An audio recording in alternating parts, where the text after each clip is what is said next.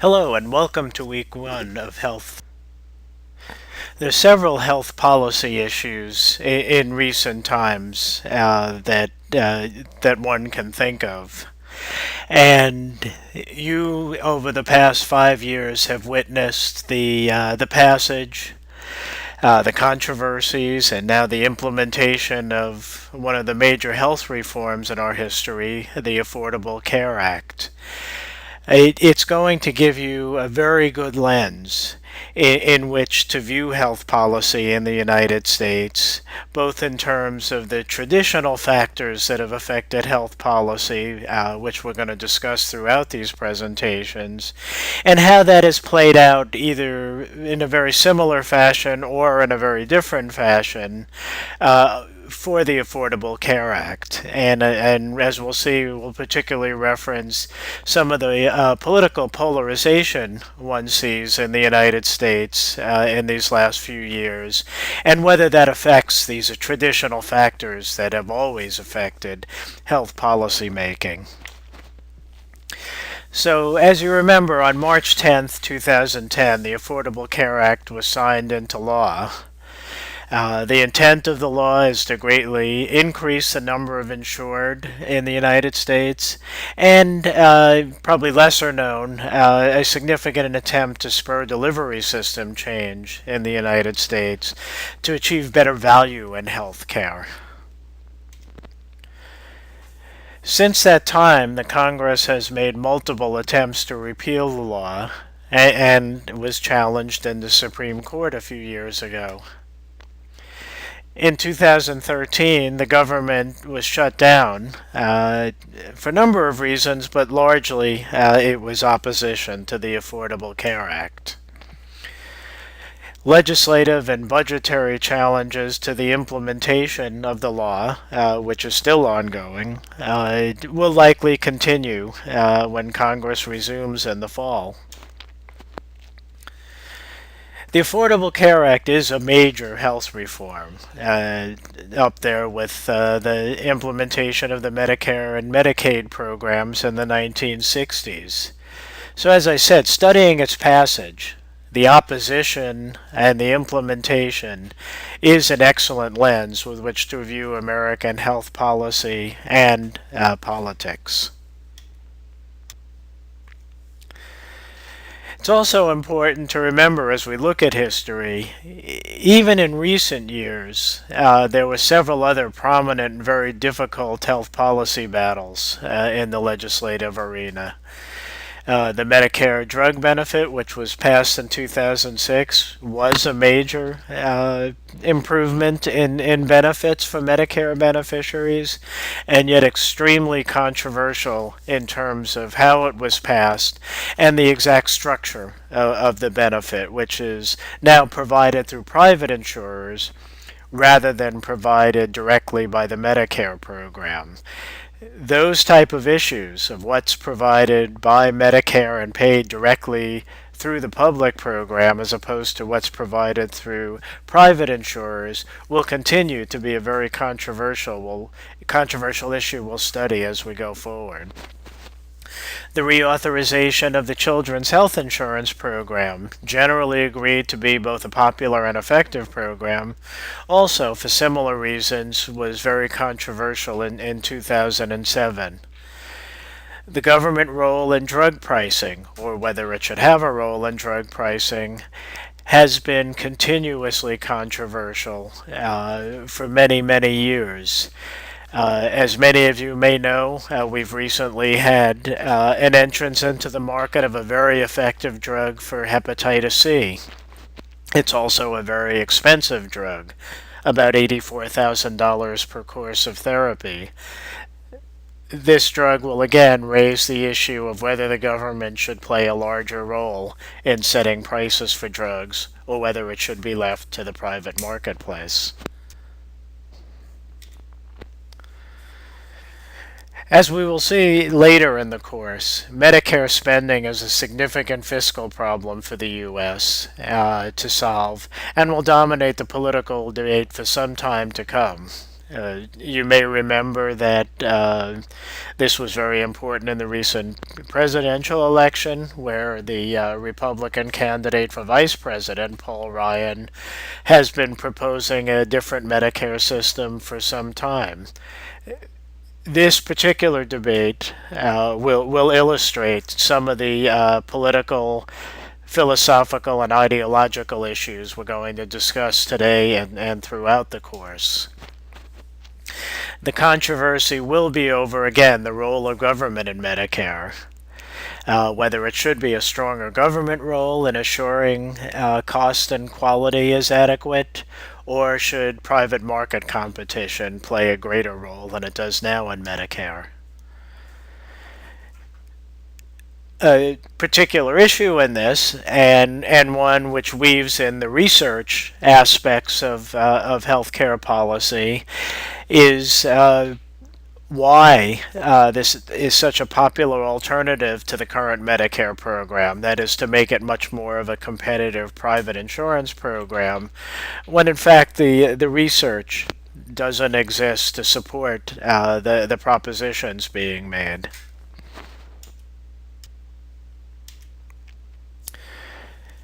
As we look at these particular issues, it'll also be useful to answer some general questions of why did it take so long for the richest nation on earth to assure that most of its citizens have health insurance, when indeed most developed and industrialized nations in the world have been at universal or near universal insurance for many, many years. Why are so many still trying to overturn this new law, even though it's in the middle of its implementation? And why are so many of the health policy issues we've discussed so far and will discuss as we proceed in this course so difficult and so controversial, when indeed they're so important to our nation's health and economy? So for the remainder of this part one of the presentation, and in part two, we're going to learn about some basics of health policy, and economics. And we're going to learn some about the rationales for health policy obstacles and controversies. In particular, the role of political ideology, financial interests, the limits of health services research, and more recently, political strategy play as all of these issues and legislative debates unfold. I always like to start out by thinking of what we would all take as obvious. If we were asked, how do we define health? What would we say? And it led me to look up a formal definition, although informal, we all have a good idea of what we mean. And that is the maximization of the biological and clinical indicators of organ function and the maximization of physical, mental, and role functioning in everyday life. The broad definition of health, I think, is important because it means it's affected by multiple factors, and this is a key in understanding the depth and breadth of health policy, and it can be measured in many ways. And one of the great advances, I think, in health services research and in clinical research is that we can measure health in many ways now that we couldn't many years ago, which gives us a way to guide policy with real numbers. It's important to note, and there's a paper by Nicole Laurie from Health Affairs that I'll make sure is provided to you about the non-medical determinants of health. Now, we are going to be studying a lot under health policy and research in this course is this first item, that's medical care and the health system. But it's important to note that the health of our nation is affected by multiple factors, including our behaviors, the economy, the environment, and sanitation, and these and many of the other factors you can think of that all affect public health. So the broad term of health policy really reflects how we address all of these issues, not just medical care. Again, policy is one of those words we probably use on a very frequent basis, and if we were asked, well, give me a definition of policy, we'd have to think about it for a moment. So here's, if you want one, a more formal definition you can use. And of course, when you put them together, again, we will discuss healthcare financing issues such as public and private insurance costs and quality, which relate to medical care, that they are health policy. But it's important to note the full range of health policies include all those other factors and all the public health activities, which we'd consider the non-medical determinants of health. So what is economics all about? I said we would learn a little bit about economics as a background for understanding health policy. Well, a fellow named Peter DeVries once said, when I see something that makes absolutely no sense whatever, I figure there must be a damn good reason for it. Many people view economics in that way. In fact, there's a very famous woman economist, and it's noteworthy because she was a very famous economist before and during and after World War II, when it was very rare for women to be in economics. Said the purpose of studying economics is not to acquire a set of ready-made answers to economic questions, but to learn how to avoid being deceived by economists. So here are the key factors that you would send a whole course studying if you were to take an introduction to microeconomics. And the basics are all resources are limited compared to the uses that we would have for them. That's known as the economic problem. We face this every day ourselves. If you consider money, time, energy as a resource, you know we probably have more uses for these than we can possibly do in any given day. And so we must make choices of how we allocate our time, our budgets, etc. And that these choices have opportunity costs. We're going to talk a little bit more about this in a minute, but opportunity costs really in many ways are the key to understanding economics and policy. So economic studies and provides a way of thinking or a logic about how choices are made and by whom, whether it's public choice through government action or private choice through the marketplace, which includes how individuals make household choices or businesses make their choices. The little diagram here is what you would study in microeconomics, the supply and demand curves, and I just provide it as an accessory picture. Don't worry too much about it for this course. So I said opportunity cost is the key, that all choices for our budgets or our time have opportunity costs. And to give that some thought, because you are looking at these slides and listening to my voice, your opportunity cost is all the other things you might be doing with the same time, whether that's being with family, going out and having some fun, being at work. Those are your opportunity costs for pursuing this activity at the moment. And to make the most of our limited resources, we must assure that the benefit derived from our choices is greater than what we would have gotten from the alternatives. We often forget about this in healthcare, and this is an issue we'll discuss when we talk about cost effectiveness and technology-related decisions and comparative effectiveness research. Any economic system has to answer a few questions. What do we produce? How do we produce it? And for whom? Health systems also have to answer these questions. And again, as we think about policy, It will always come back to, do we allow the marketplace to make these decisions for us?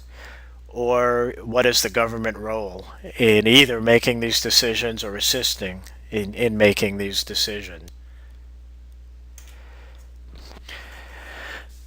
So we're going to talk about factors that affect health policy in the U.S. You'd all have your views on this, and they'd all be right. I'm going to give you a few of the key factors, and maybe on the discussion board this week, we can talk about how you view them. But certainly political philosophy is one of those, and that's all about choice and individual autonomy. We've talked a little bit about economics, and we'll just talk a little bit more about economic philosophy and what that means for government action versus leaving things to the private market. We're going to talk a lot in this course about health services research. And do we ever have enough to inform policy or do it the right way? This is a critical issue, because whether policy is informed by evidence has a lot to do with the quality of the research and the timeliness of the research we can do, and how that interacts, as we'll see, with the political and economic philosophies that often dominate the policy arena. And recently, we've seen that health policy can also be dominated by political strategy. How can we use it to gain political advantage by opposing whatever the other guy proposes? We certainly have seen this in the run-up and the aftermath of the Affordable Care Act passage. We still see it, as we'll study a little later in the semester when we talk about states' decisions, whether they will take advantage of the Affordable Care Act's provision for Medicaid expansion. Many states have not taken advantage of this provision, although it would seem to make both sense for the health of their populations and in terms of economic and budget. And yet they refuse to do so. One way to look at it is it's their way of saying we oppose President Obama and his health care program. So political philosophy, this is really a key issue you see being played out in many ways, both in terms of our elections and our policy debates. Basic principles of our political philosophy is based on what we might call the liberal political tradition in philosophy. Now, this is very different than how we use the word liberal in American politics today. Traditional liberal political philosophy, which was really the basis of how our founding fathers thought about the Declaration of Independence and the Constitution, really put the emphasis on individual rights, autonomy, achievement, reward, property choices, and really is associated with the limited role of government to abridge these rights. So note that traditional liberal political philosophy, as you might read about, is more akin to the conservative end of our political spectrum than it is to our the way we use the liberal label in politics today. Since the dawn of the 20th century, these philosophies have coexisted with what might be called more social or communitarian views.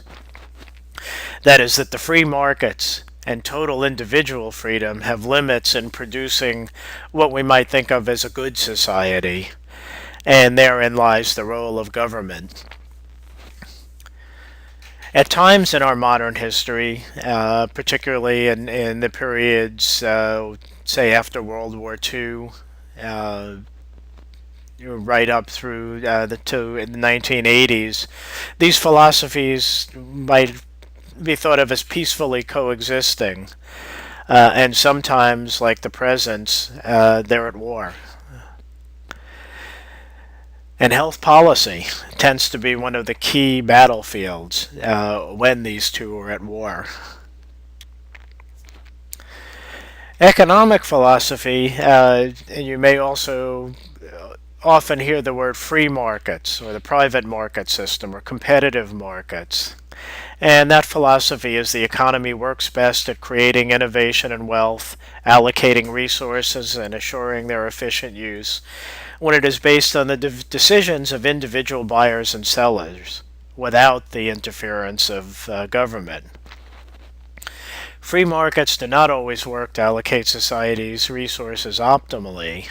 That is, markets don't always work efficiently, or do not always work to balance the goals that we have as a society for balancing what we might call equity versus efficiency. How one aligns these opposing views generally goes hand in hand with political ideology, which are chosen from the previous slide. Those who lean more towards the non-government end of the spectrum or the conservative end of the spectrum believe free markets work the best. Those who are more on the communitarian or social side believe that free markets need a little bit of a hand from the government in terms of policy in order to meet our efficiency and equity goals. So as we come to the end of part one, I show you a picture here of Adam Smith, who, and excuse the ringing telephone, who is known for writing The Wealth of Nations. And from that book, which is somewhat of a Bible of free market philosophy, we use the term the invisible hand. And this is to describe the self-regulating nature of markets.